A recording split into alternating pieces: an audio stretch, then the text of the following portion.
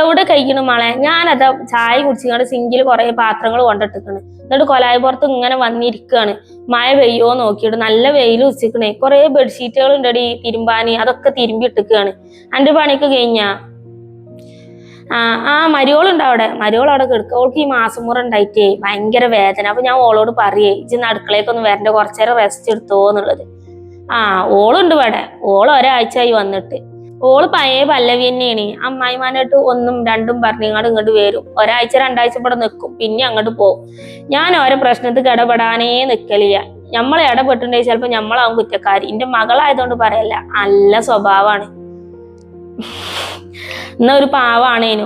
ഇട്ടാ പൊട്ടത്തി എന്ന് പറഞ്ഞ ഇതുപോലത്തെ ഒരു പൊട്ടത്തി ഉണ്ടാവില്ല. കുറച്ച് മുൻകോപം കൂടുതലാന്ന് തന്നെ ഉള്ളൂ, ബാക്കിയൊന്നും ഇല്ല.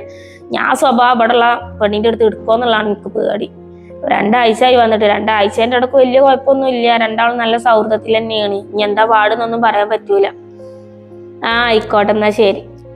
വിളിക്കോണ്ടി. ആരമ്മ വിളിച്ചേ? അതെ, എളീമയാണേ. എളീമ വെറുതെ ഇങ്ങനെ വിളിച്ചിക്കാണേ, ഓരോ കാര്യങ്ങൾ ഇങ്ങനെ ചോദിച്ചിട്ട് വിളിച്ചതാണ്. അല്ല, അവളവിടെ? അവളൊന്ന് പുറത്തേക്കൊന്നും കണ്ടിട്ടില്ല. ചാടിക്കാൻ സമയത്തും കണ്ടിട്ടില്ല. അവളോടമ്മ? ഓൾക്കടി മാസം മുറായിട്ടേ ഭയങ്കര വേദനയും വരുത്തും. അപ്പൊ ഞാൻ പറയാ ഓളോട് കിടന്നോന്നുള്ളത്. ഇവിടെ വന്നിട്ട് ആദ്യമായിട്ടാണ് ഇങ്ങനെ ഞാൻ കാണുന്നത്. അനക്ക് പോലും കണ്ടിട്ട് എങ്ങനത്തെ ഒരു വേദനയും വരുത്തും. പീരിയഡ്സിന്റെ വേദന ആയിട്ട് അപ്പൊ അമ്മായി അങ്ങനെ സൽക്കരിക്കണം. അനക്ക് പിന്നെ ആവണ തന്നെ അറിയില്ല.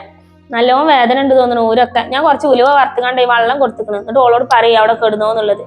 നമുക്ക് ഇവിടെ പീരിയഡ്സ് ഉണ്ടെങ്കിലും ഇല്ലെങ്കിലും പാവം കുട്ടിയാണ്. നല്ല സുഖിച്ച് കിടക്കാല്ലേ.